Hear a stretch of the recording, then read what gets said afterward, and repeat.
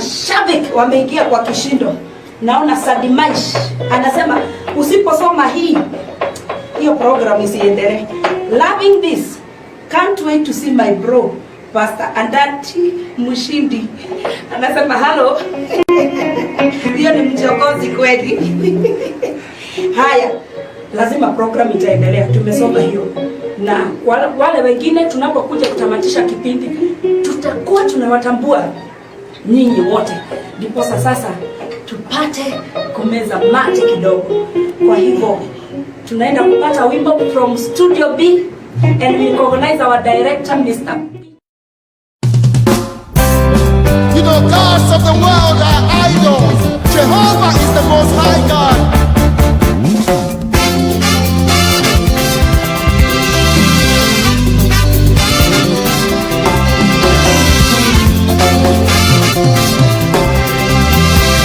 You all know this song.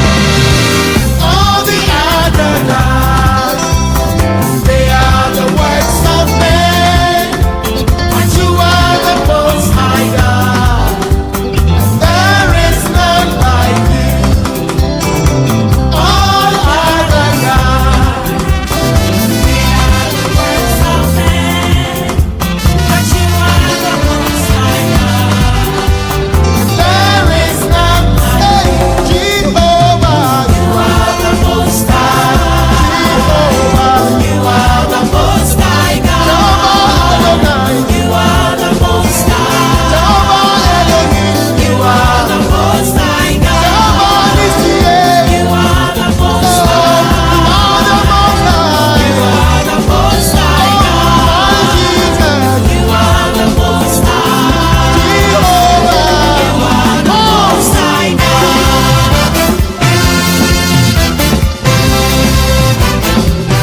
Most high God.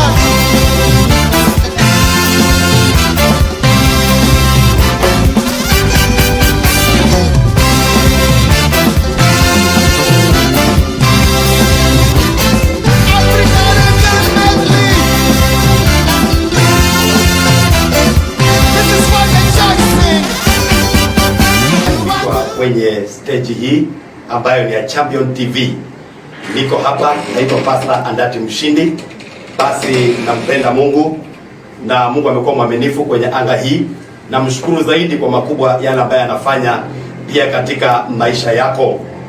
Basi nimeweza kufika hapa siku hii ya leo ili tukaweze kusemezana pamoja. Najua kwamba Mungu atakwenda kuonekana kwa anga yako na hata kuacha na hata kupita kwa jina la Yesu. Your life will never be the same again. Basi tuko pale Kitengela na namba yangu utaona ikipita pale kwenye screen. Kanisa ni Neema Harvesting Ministry. Neema Harvesting Ministry Kitengela. Basi tunampenda Yesu maana amekuwa mwaminifu, na watu wa Kitengela na watu wa Neema Harvesting Ministry na wote ambao wanatazama kwenye television hii, Bwana akaweze kuwabariki na Bwana akaweze kuwaonekania, maana hautabaki wa kawaida tena. Basi leo ujumbe wangu ambao nitakwenda kuongelea, naongea kuhusu kitu kinaitwa kwamba respecting authority. Respecting authority. Na kabla sijaanza kuongea, ningetaka tuweze kuomba pamoja na Mungu atakwenda kuonekana kwa jina la Yesu Kristo. Father, in the name of Jesus Christ, I declare your power and your spirit. Wakati Bwana mtumishi wako huyu Bwana anayetazama kwenye television hiyo, Bwana ukamuonekania, ukambariki na ukaweze kumkumbuka. Wakati analeta ujumbe huu Bwana ili akaweze kusikiliza, wacha akaone mkono wako na akaone neema yako Elshadai. Mungu atakapomaliza, kama kuna mgonjwa atapokea afya, aliyefungwa atafunguliwa, aliyeachwa Bwana atapata msaada wako. Asante Mungu, maana hautawacha watoto wako waweze kuaibika. Kupitia kwa neno lako Bwana, wacha nikaone mkono wako Bwana ukifanya kazi na neema yako Bwana ikifanya kazi. Umejaa uwezo, umejaa ushindi na umejaa ulinzi wote, kwa jina la Yesu Kristo nimeomba na hata kuamini. Amen, amen, amen, amen. God bless you so much. Basi ningetaka nikaweze kupa ujumbe huu kwa dakika chache. Najua kwamba Mungu atakwenda kuonekana kwa anga yako. Basi respecting authority, ili kuheshimu mamlaka. Na kama kuna kitu pia huwa kinashinda watu katika maisha yao, ni kuweza kujua kuheshimu mamlaka. Na mamlaka hii kuyaheshimu yalianza na wewe ukiwa mdogo. Maana maandiko yamesema kitabu cha Ephesians 6 eti enyi watoto wadogo waheshimu baba yenu, baba yako na mama yako. Kuna vile imeongelea pale, hiyo ni authority ulikuwa unapatiwa. Na wakati mtu amepatiwa authority, ili akaweze kufuata authority, lazima akaweze kuishika na kuweza kuielewa. Lakini wakati ume lose control kwa authority, basi maisha yako huwa inaharibika. Wakasema kwamba asiyefunzwa na mamaye hufunzwa na ulimwengu. Wakati umetupa network yako ya kuheshimu, basi hapo ndipo maisha yako huanza kuharibika. Hapo ndipo maisha yako huanza kupotea. Lazima ujifundishe kuweza respect the authority. Nimesema number one, you can show God respect with how you do it at your home and yourself. Unaweza kuonyesha Mungu heshima ama respect pale wakati unafanya ukiwa pale nyumbani ama wewe mwenyewe. Nyumbani unakaa namna gani? Hata kwa nyumba yako unakaa namna gani? Kwa wale watu unakaa na wao wakubwa kwako, unakaa na wao namna gani? Maana vile utakaa na wao, hivyo itaonyesha respect gani ambayo uko nayo. Wengine kuna watu wamezaliwa hawajui kuongea. Kwa watu wamezaliwa hawajui kuongea na watu, hawana heshima. Hata hapo katikati watu wasikie maneno ambayo anatoa ni mambo mazito. Ikitoka kinywa chake unapata kwamba hata hashtuki wala haogopi. Anatoa maneno machafu mazito mpaka kama mlikuwa mahali mnafunika masikio. Huyo mtu amekosa authority. Kuna mwingine hata ifuata sheria kidogo kidogo ambazo zimewekwa, zilianzia nyumbani, ameshindwa kufuata hiyo kidogo, hata ile kubwa nayo hataweza. Na unajua kwamba nimesema kwamba at the first authority started in the Bible. Biblia ndio imekuja na authority. Ndio imetupatia mamlaka, imetupatia kuheshimu hiyo mamlaka, imetupatia kuweza kuifuata vile inavyosema tukaweze kuifuata. If you want to go far, if you want to succeed, lazima ukaweze kuheshimu the authority. Vile unapatiwa lazima ukaweze kuifuata. You have to respect it. You have to follow it. Respect those wale wakubwa wako ambao unawaangalia, respect them. Respect them. If you want to go far, you have to respect them. Wale ambao wanakuongoza. Ikasema kwamba waheshimuni wale ambao wanawaongoza. Lazima utii. Iwe ni mtu wa aina gani, iwe ni ndugu yako, iwe ni nani, lazima umheshimu. Nataka ningeke kama leo kidogo kitabu cha Romans. Twenda kitabu cha Romans 13 from verse number 1. Romans 13 from verse number 1. Nikusomea kwa haraka kidogo ndipo ukaweze kunielewa hapa na Mungu atakwenda kuonekania kwa jina la Yesu. Romans 13 from verse number 1. Maandiko yanasema hivi: kila mtu na atii mamlaka iliyokuu, kwa maana hakuna mamlaka isiyotoka kwa Mungu, na ile iliyopo umeamriwa na Mungu. Tarudia tena, kila mtu na atii mamlaka iliyokuu, kwa maana hakuna mamlaka isiyotoka kwa Mungu, na ile iliyopo umeamriwa na Mungu. Kila mtu na atii mamlaka, authority ile umepatiwa. Kile kinasema hivi: let every soul be subjected unto the higher powers, for there is no power but God, the power that be ordained of God. So unajua kwamba kila mamlaka ambayo iliyopo imeamriwa na Mungu. Ile ambayo unaiona imeamriwa na Mungu. Kuna maana nilisema kwamba kupiga kura ni kwa wanadamu, lakini kuchagua ni Mungu. So hata kama umeona kuna mkubwa wako juu yako, kile amepatiwa, hiyo yote ambayo unaiona, mamlaka ambayo iko pale, huyo mtu ambaye ako pale juu yako amepatiwa hiyo mamlaka na Mungu. That's why unapata mtu amechaguliwa, ujue kuleta namna gani, unapata kwamba wengine wanasema kulipa bora, sijui kufanya nini, lakini ule ambaye amechaguliwa ni Mungu ameshamchagua na amekuja hivyo. Utapata ataongoza nchi, ataongoza kila mahali, atasoma kwenye pepo, maana ameshachaguliwa. Hata yupo pale nyumbani kuna leader ambaye ako pale, huyo anayewaongoza. Wengine wanasema baba yangu ni mlevi, sasa nikamheshimu. You have to respect him because he is your father. Ndiye alikuzaa. Kama angekuacha upotee, angeacha hata mama yako akatoa hiyo mimba, angeacha vitu viweze kuharibika, usiwepo tena. Lakini what was there, kile kimefanyika ni kwamba walikulea ukufisha wale umefika. Wengine mleleo mnafika mahali alafu unainuka na roho ya kiburi. Wakati roho ya kiburi imeinuka, basi kile ambacho kinafanyika unapata ya kwamba sasa kuna kitu kinatoka katika maisha yako. Vitu vinaanza kukatika, maisha inakatika, anga inakatika. Unapata hauinuki, hauendelei na hausongi. If you want to go far, lazima uheshimu hiyo mamlaka kidogo ambayo unaiona pale nyumbani. Wengine wanasema mama, lakini baba hawamheshimu. Wengine wanasema baba, mama hawataki kujua na yeye, hawataki kumsikiza. Let me tell you, hata kama yuko namna gani, hata kama ako namna gani, hata kama hajui kuongea, kama ako na mamlaka juu yako, mtu mkubwa yeyote juu yako, ako na mamlaka juu yako, lazima umheshimu. You have to respect. Heshimu hiyo mamlaka. Hata kama ni mdogo lakini amepatiwa uongozi, lazima uheshimu hiyo uongozi. Kwa nini? Maana ukiheshimu uongozi, basi utaenda mbali. Hebu tuone mstari mwingine unasema namna gani, mstari wa 2. Hivyo amwasie mwenye mamlaka ushindana na agizo la Mungu, nao washindanao watajipata hukumu. Mtu ambaye anaasi mamlaka, asema nini? Ushindana na agizo la Mungu, huwa anakuwa anashindana na Mungu. Kwa nini? Maana ameenda kinyume na hiyo mamlaka. If you want to go far, lazima urespect. Uwezi ongea mabaya juu ya watu wale wakubwa ambao unawaona tu vile unataka, maana umeanza kuvunja mamlaka. Uwezi na kinyume na wao, maana umeanza kuvunja mamlaka. If you want to talk to them, lazima ufuate mamlaka vile imewekwa. Lazima ufuate authority.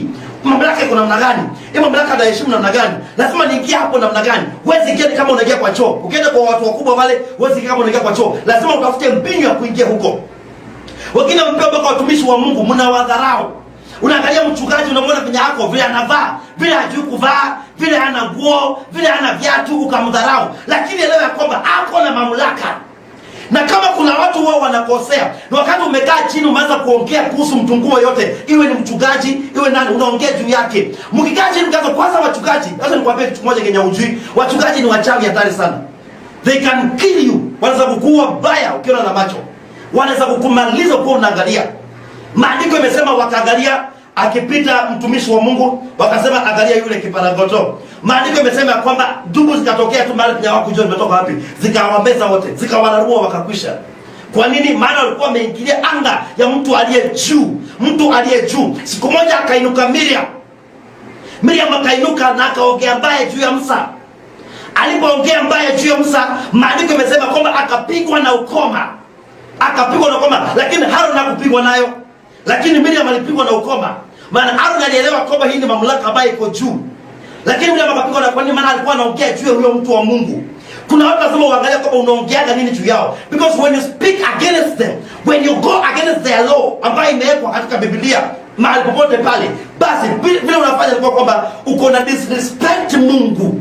Amesema kwamba amwasie mwenye mamlaka, basi anashindana na maagizo ya Mungu. Anashindana na agizo la Mungu. What you have to do, usimuasi mwenye mamlaka, lazima urespect that authority. Na pengine sema namna gani? Anasema hivi: kwa maana watawalao hawatishi watu kwa sababu ya matendo mema, bali kwa sababu ya matendo mabaya. Basi wataka usimwogope mwenye mamlaka, fanya mema nawe utapata sifa kwake. Wenye mamlaka hawatishi watu kwa sababu ya matendo mema, lakini wanatiisha watu kwa sababu ya matendo mabaya ambao wamefanya. Ukisikia umekemewa, umekosea. Ukisikia unaambiwa kwamba usiende hivyo, umekosea. Lazima urejeshe kwa njia. Ni kama wakati mtu ameona polisi kwa barabara, anaanza kugeuka, anasikia kukimbia, anasikia kutoroka. Kwa nini anasikia kutoroka? Maana amesikia kwamba hapa hii itanipeleka vizuri. Kuna mahali kama nimekosea. Na ukosea watakuja, watafuta sheria nayo watakufuata. Kama ni kotini utapelekwa. Hivyo sheria za maandiko lazima usifuate. Sheria za Mungu lazima usifuate. Watumishi wa Mungu lazima uwaheshimu. Respect mamlaka yote ambayo iko juu. Hiyo mamlaka yote ambayo unaiona imechaguliwa na Mungu. Wala sema kwamba huyo mwenye amefanya hata huyo hata jehanamu. Ni Mungu amechagua mamlaka yote. Yako hana shida. Yeye hakuna kitu makosa ambayo amefanya. Yeye amefuata mamlaka vile ambavyo inafaa kufanywa. Imesema hivi: ati kwa kuwa yeye ni mtumishi wa Mungu. Sasa mwenye mamlaka ni yeyote yule mwenye mamlaka ni mtumishi wa Mungu. Yuko pale maana amechaguliwa na Mungu. Yeyote pale mwenye mamlaka ni mtumishi wa Mungu. Huyo yote, iwe ni rais, iwe ni nani, iwe yule mtu wote ambaye amesema kwenye mamlaka ni mkubwa. Awe ni chief, awe ni MCA, awe ni pale na mamlaka nyumba 10, ako pale nyumbani, amechaguliwa na Mungu. Awe ni mchungaji wako pale kanisani, amechaguliwa na Mungu. Nimekwambia kwanza hawa ndio usicheze na wao. Hawa ni moto ya kuotea mbali. Imesema hivi: Lakini ufanyapo mabaya ogopa, kwa maana hauchukui upanga bure, kwa kuwa ni mtumishi wa Mungu amlipizaye kizazi mtenda mabaya kwa ajili ya ghadhabu. So unapokosa ogopa, maana akichukua upanga haichukui bure, anachukua kwa sababu anafuata mamlaka, maana yeye ni mtumishi wa Mungu. Inasema hivyo mstari mwingine. Kwa hiyo ni lazima kutii, si kwa sababu ya ile ghadhabu tu, ile kwa sababu ya dhamiri. Unasikia ndani, dhamiri yako inakushuhudia, no, nikienda hivi nitakosea, inabidi utii. Awe ni mdogo, inabidi utii.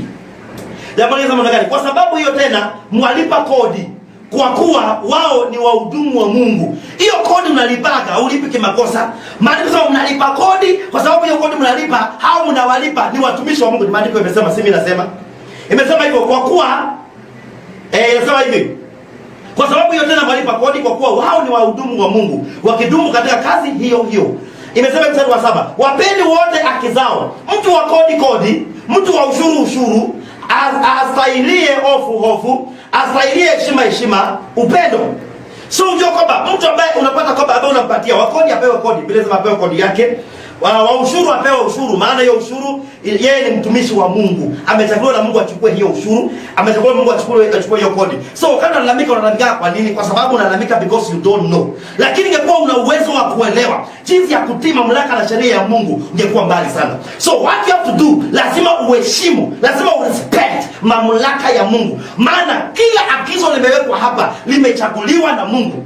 Kule mtu anakuja, unapata kwamba amekuja pala kwamba anakutishia, akutishia kwa sababu utakosa, umekosea. So you have to respect that. Ukisoma kitabu cha inasema hivi, obeying the authority will make you to live long. Wakati umeheshimu mamlaka, inafanya unaishi miaka mingi. Ephesians 6 verse 1. Imesema, hata nisome tu kidogo. Ephesians 6 verse 1. Ephesians 6 verse 1. Ephesians 6 verse 1. Daisoma tu kidogo. 6 verse 1 inasema hivi, enyi watoto watini wazazi wenu katika Bwana, maana hii ndio haki. Waheshimu baba yako na mama yako, amri hii ndio amri ya kwanza yenye ahadi. So if you want to live long, ukitaka kuishi miaka mingi, you have to respect. Amesema waheshimu baba yenu, maana hii ndio haki ambayo imewekwa. Imesema ndio haki ambayo imewekwa. So wakati umerespect the authority, ukihesabu wale wakubwa wako. Kwa nini? Inasema kwamba heshimu baba yako na mama yako, au watu wakubwa wote, they are your father and your mother. So respect them. When you respect the authority, you will move with God. Utapata utembea pamoja na Mungu. Wale watu ambao walitangulia na wakashinda, waliheshimu mamlaka. Ndio ndio Elisha atembea na Elia. Elisha akaenda na Elia mpaka akuja akapokea kitu kutoka kwa nani? Kwa Elijah. Kila alifanya, aliheshimu ile mamlaka. Alikuwa kitumwa, anaambiwa pita hapa, anapita hapa, anaambiwa pita huko, anapita huko. Kuna wengine wameshindwa kuheshimu hiyo mamlaka madogo. Kuna wengine wamepotea kwa hata hawawezi wakati hiyo. Ndio iko na wasumbua. Hata hapo nyumbani kuna vitu unafanya haviendi vizuri. Nataka niongee na wazazi pale nyumbani, maana wazazi wao wanakosea. Sana kina mama. Maana mama unapata kwamba amechukua nguo zake zingine zile za ndani, hizo zingine mnavaa juu na ndani, lakini zinavaliwa ndani, anything about ndani. Unati msichana wako amefika rika, unampatia, unamwambia kwamba wewe vaa hii, maana hainitoshi. Uko na mlaani mtoto wako bila wewe kujua.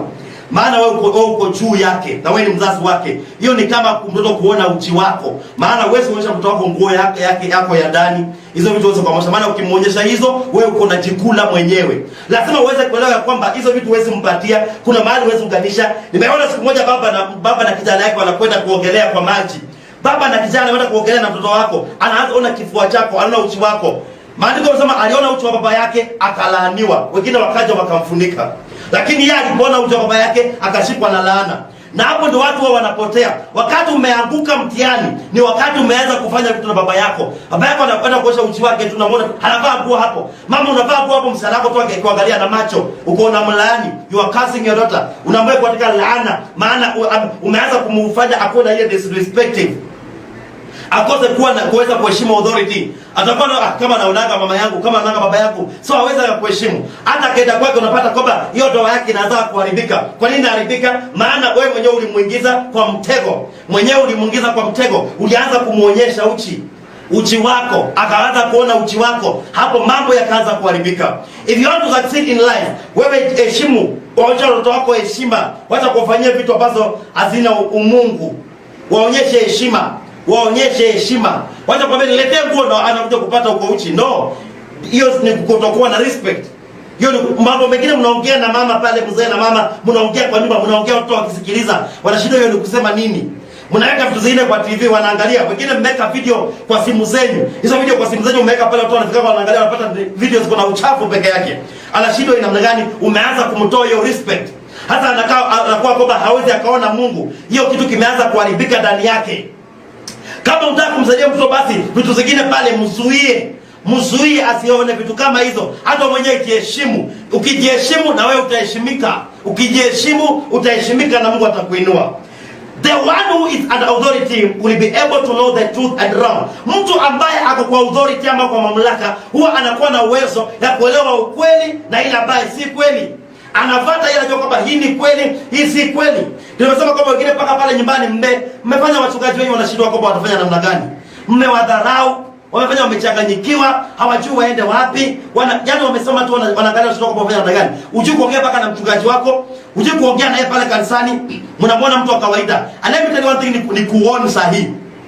Mchungaji sio kuongea naye muda mrefu kwa mnapiga story mkitaka mkipeana high five. Hapa utalaniwa tu kiangalia na macho. Lazima uweze kumheshimu hivyo alivyo. Mrespect tu. Watu kubwa wazuka nao kucheka na wao, maana utapata ile spirit of disrespect. Utaanza kumkosea heshima. Na hapo bila yenyewe amesema kwamba ukimkosea heshima basi umeasi Mungu, umemwasi Mungu, umeanguka. So lazima ukienda kuongea na yeye, hata kama unataka mchekecheka, wewe rudi nyuma, potea. Sema hiyo sitaki kukaa na huyo mtu sana, maana atafanya nilaaniwe. Sasa tembea hivi upata kwamba nimefungiwa mlango bila mimi kujua. Wazafungiwa anga bila kujua. Muende kwake na heshima. Enda kwake na heshima, muheshimu. Huyo mkubwa yote, mchungaji wako, baba yako, mama yako. Wengine mmeishi town mmekaa miaka mingi, hata kwenye nyumbani hamwendangi. Hata mzazi umewachapa kama baba yako, mama yako watoto, ndiye anakulelea watoto. Na wewe mwenyewe nyumbani huendangi. Hata kupigia simu yako unaweka mama yako blacklist. Umeanza ku disrespect authority. Maana ulimwachia kwamba nitakuja nisimame na wewe. Tasimama na wewe kabisa, mama uko umelea watu hao, nasema na wewe unakula kutumia pesa. Sasa hivi unakula, unakunywa, unalewa tu huko. Unakula na watu wengine huko. Wakora hao. Lakini unapata kwamba anga yako haiendi. Maisha yako inaanza tu kuharibika polepole. Maana wakati unaanza kunyima hao watu heshima yao, umeanza kukula maini yako polepole. Hivyo uko unajiua bila wewe kujua unajiua. Watu hujimaliza polepole hivyo. Lazima uweze kuwa na respect kwa anga yako. Lazima uwe na heshima kwa anga yako. Heshimu hao watu wa Mungu. Heshimu hao wakubwa wako. Ukiwaona mheshimu, enda huko mheshimu tu, muone kama mtu ambaye anaweza akaheshimika. Pale kanisani heshimu viongozi wako. Hata kama ni vikundi, heshimu viongozi wako. Maana if you don't respect them, umedisrespect Mungu. Lazima uwaheshimu. Wakati uwaheshimu, basi anga yako itaanza kuinuka na kupanda. Watu wengi wanabarikiwa kwa sababu walianza kurespect. Maandiko kama Yesu akaheshimu. Yesu akawa na heshima. Akaheshimu baba yake, akaheshimu mama yake, na akaheshimu watu wengine. Akalikuwa katika kimo akiheshimu watu wote, Mungu pamoja na wanadamu.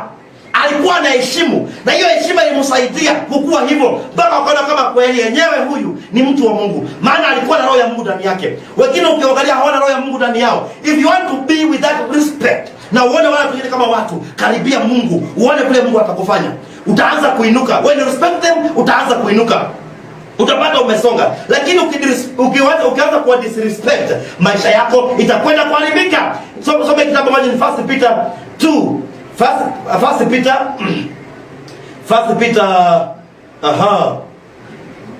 Peter 2 from verse number 3. Inasema hivi: Ahimidiwe Mungu Baba wa Bwana wetu Yesu Kristo, ambaye kwa rehema zake nyingi alituzaa mara ya pili ili tupate tumaini lenye uzima. No, First Peter 2, not 1. First Peter 2, 2 from verse number 3. Inasema hivi: Ikiwa mmeonja ya kwamba Bwana ni mwema, ni mwenye fadhili, mwendee yeye, jiwe lililo hai, lililokataliwa na wanadamu, bali kwa Mungu ni teule lenye heshima. Ninyi nanyi kama mawe yaliyo hai, mmejengwa mwe nyumba ya Roho, ukuhani mtakatifu, mtoe dhabihu za Roho zinazokubaliwa na Mungu kwa njia ya Yesu Kristo. We have to pass through Christ. We have to pass through Jesus Christ so that tufikie Mungu, tufikie anga zetu, tufikie maisha yetu. Lazima tu respect huyu Yesu Kristo. tumwende yeye ambaye ni jiwe la pembeni lililokataliwa na waashi. Walilikataa, wakaona kwamba jiwe ambalo alifai, wakaliacha. Lakini ukirespect Mungu, basi Mungu huanza kupandisha level to another level. Nimesema hivi, what to do? Obey your leaders. Heshimu viongozi wako. Obey your leaders. Deuteronomy 17:12 imesema kwamba waheshimu wale wanaoongoza. Respect your leaders. Waheshimu wale wanaoongoza. Respect them. Deuteronomy 17:12. Obey yourself. Jiheshimu wewe mwenyewe. If you don't succeed now, respect yourself. Imesema you are wearing, kuvaa kwako, unavaa namna gani? Kama unavaa mtu amevaa vibaya, hapo anatoka enda akifutafuta nguo chini, ameenda akivaa, unapata bila alivaa tu imemkosea heshima yake. Respect. Ukianza kujiheshimu, uheshimu mpaka viongozi wako, na ujiheshimu mwenyewe vile unakaa, vile unatembea kwa watu, vile unakaa na watu, na Mungu atakwenda kukuonekania kwa jina la Yesu. Be with respect and God will uplift you. Be with respect and you will succeed in your life. Ya mwisho nasema na gani? Do not follow to know the inside of a leader. Wacha kujua ndani sana kuhusu mtu ule mkubwa wako. Wacha kujua ndani yake sana. Wewe mnafuata ndani ya mchungaji, mnafuata ndani mpaka utakujua mpaka uchi wa wale wako wanakaa namna gani. Huyo una disrespect Mungu. Wacha kufuatilia hizo vitu. Ukifuata hivyo utakwisha. Do not sit to discuss your leader. Usikae chini kuongea wakubwa wako. Do not take much time to talk with your leader. Usichukue, nimekwambia mara kwanza, usichukue muda mrefu sana kuongea na wakubwa wako. Ya mwisho, never take too much hours to stay with your pastor or your leader. Usichukue na masaa mengi ya kukaa na mchungaji wako, maana unajua ukianza kujua udani wa mchungaji wako ama udani wa mkubwa wako, basi hapo laana zimeanza kwako, maana umeanza kujua uchi wake. Hata kama basi Mungu akubariki, Mungu akuonekanie, Mungu akutende mema, na Mungu anajua kwamba atakutia nguvu na Mungu atakuonekania. Nafikiri kwamba sijui nitaomba kwanza ama nimkaribishe presenter wetu kwanza kiposa akaweze kuongea, itakuwa ni baraka kwa jina la Yesu. God bless you. Amen. Amen. Nataka tu tutambue watu wawili watatu. Nimeona mtu anasema anaitwa Mwana Mwende MC. Anasema opportuned. Naona Helen Katungi. Asante. Next shot, I'm joining you please. Kwa hivyo nilikuwa tu nataka, naona Becky Milka, I'm watching from Kiserian. Kwa karibu kwenu. Naona Caroline Mulobi anasema opportunity. Ni watu ambao sikuwa nimewatambua. Kwa hivyo unaweza sasa ukaombea mtazamaji. Amen. Na ninajua tutakuwa barikiwa. Amen. Nikataka tuweze kuomba wewe mtazamaji unanitazama mahali pale, ni kwa sababu nimeongea kuhusu authority, lakini umekuwa na hiyo roho ya kutoheshimu, hata hujui utafanya namna gani. Hata basi kama hujaokoka, basi rudia maombi haya nyuma yangu tu kwa muda mchache na Mungu ataonekana. Sema tu, Bwana Yesu, naja mbele zako. Mimi ni mwenye dhambi. Nimeasi kwa muda mrefu, lakini leo Yesu nimerudi kwako. Unikumbuke na unibariki. Kwa jina la Yesu naomba na kuamini. Amen. Basi kama niombe na wewe ukiwa pale na ule ambaye ameokoka, Bwana akubariki sana. Basi pamoja ni kuombe ili Bwana akupatie neema ya kuwa na respect kwa jina la Yesu. Father, in the name of Jesus, nimebariki Bwana mtazamaji ambaye ametazama pale, Mungu mwenye enzi, na muombea kibali, na muombea neema, na muombea baraka zako, na muombea ushindi wako, na muombea uwezo wako. Wengine wamekuwa hawa respect maana hawakujua haya, lakini nimewafundisha. Wacha wakatembea neema yako na ushindi wako. Roho yako Mtakatifu akaweze kuwasaidia, wakainuke, wakaangaza, wakafike mbali. Mitego haitawaweza, laana haitawaweza, vifungo havitawaweza, na waondoke hiyo laana waliingia bila kujua. Bwana ukawasaidie, wakainuka, wakaangaza, wakapenye, na wakaone mkono wako. Na yule ambaye ameokoka Bwana, amekubali Bwana kufuata Yesu Kristo, muandike kwa kitabu cha uzima, atolewe kwa kitabu cha mauti, na akawe na amani siku zote za maisha yake. Kila mmoja afunikwe kwa damu yako takatifu. Asante Mungu, maana waweza. Kwa jina la Yesu ninaomba na hata kuamini. Amen. Unaweza tu mkumbusha mtazamaji namba yako ya simu?